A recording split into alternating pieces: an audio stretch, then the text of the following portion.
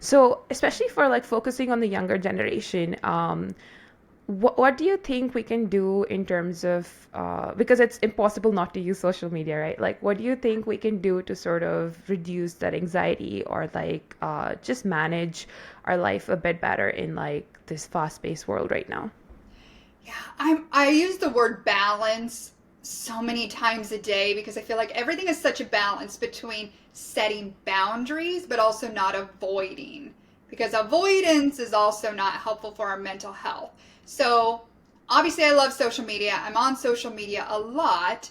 So I understand we're constantly receiving information that could be stressful for our mental health. So I'm saying Hmm. yes, find that balance between what is good for your mental health. Like sometimes we do just need to check out and just mindlessly scroll.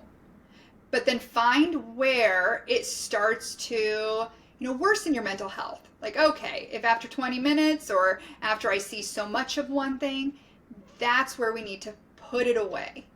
Hmm. Right? But where I use this word balance too is we don't want to engage in avoidance behaviors where it's every time I see X trigger, I'm shutting it down because that can also Hmm. become, go back to my other topic, is compulsive, where it's like every time I see something about somebody that got hit on the side of a road, if that's like my obsession, what if I could hit somebody on the road?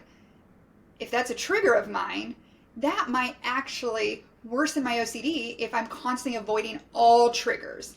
Anything about fatalities, anything about driving, anything about deaths. If I'm trying to shut that down, right? It might actually be good for exposure purposes to allow that to exist, to see that, to allow that to naturally pop up on social media. So there's always this fine balance of knowing what are my just natural values-based, boundaries. How much Hmm. social media do I want to allow a day, and what kind of content do I want to receive, while not trying to purposely avoid certain things. Thank you for joining us on this episode of the Go Girl podcast. For more such inspiring conversations, do not forget to subscribe.